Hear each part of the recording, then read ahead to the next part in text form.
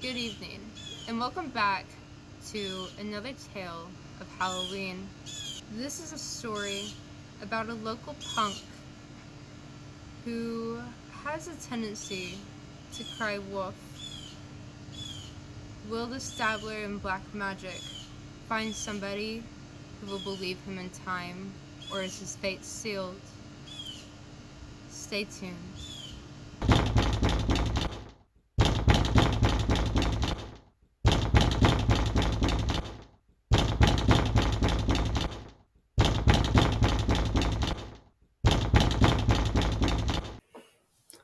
If I was a person prone to grand delusions or a patient in some psychiatric ward, then I likely wouldn't believe me either. But you have to believe me. Please, man, I think I'm going mad. I had a weird sensation the other night where I thought I was awake. I tried to move and my whole body was frozen. I heard a sound coming from downstairs that sounded as if someone was beating on my door. I tried to get out of bed, but my body was rigid and I just stayed frozen, hopelessly listening to someone banging louder and louder on my door. I thought, Christ, man, I thought it might have been my neighbor begging for help, and I just could not move. What if he was hurt? My body seemed really apprehensive despite the readiness in my mind. Do you think you were paralyzed by fear? What was that? Fear? Yeah, Father, I was frightened, all right. That much was obvious. I always thought that I'd be the fight type when push came to shove, but there I was, feeling straight up paralysis. The knocking stopped after a while, and I guess I went back to sleep, because the next time I opened my eyes, something jarred my every sense. I was able to force my eyes open enough to look around this time, and I could feel the sense that there was something sinister in my room. It felt as if someone had been lingering in the room, watching me sleep. There was a distinct smell in my room that smelled absolutely rotten. It was a smell like rotten meat and rubber mixed with alcohol of some kind. And I swear to you, my eyes rested upon something lurking in the shadows, a silhouette of a man or a beast in my room. It was dark in the room, but I could still see it as it was hunched over, looking at me. I knew that this entity was the cause of my fears and that it wanted to do me harm. You see, that's why I came to you, Father. Do you think I'm being stalked by some demon? I'm kind of afraid that I might be because I kissed a girl not that long back that was into witchcraft, and I think she might have cursed me or something. Do you think it's possible that she sent this thing after me and performed a spell to bind me to my bed? There are many entities in the world, and not all of them mean us well. It is possible that you dabbled with something that has drawn this entity to you, if it is an entity. Thank you.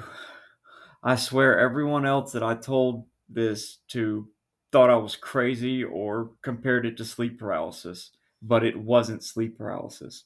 I googled that shiznit, and it wasn't. I know that what I saw was real. How do you know it was real? I know because I woke up and found a forge in my bed. What is a forge? Yeah, I had to Google that word too. It's the tool used by blacksmith.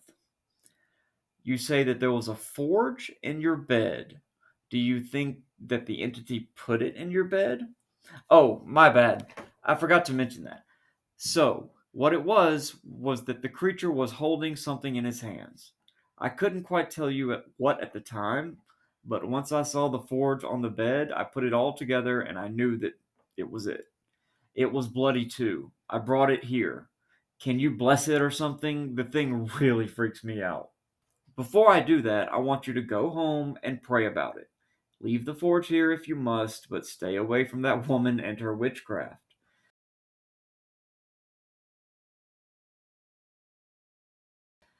I walked out of there and headed straight over to this cafe to meet up with you. Like, okay, will do, Father, or whatever. All I wanted from that guy was some magical blessing of protection or a quick dab of holy water. It's not like that's difficult to come across in a Catholic church. You kind of deserved it. I can't believe you told him a lie and expected him to actually do a favor for you. Are you even Catholic?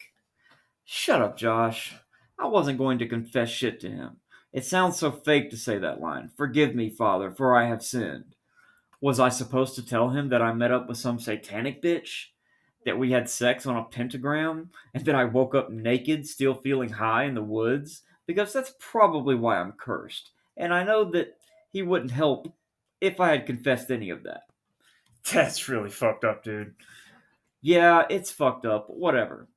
The least the dude could have done was say some passage over the forge. Thy rod, thy staff, they comfort me. Then bada bing. I feel better. I'm just going to go take a piss and wash my face with some cool water. Walking into the bathroom was not what I should have done. There I was, minding my own business when the lights went out.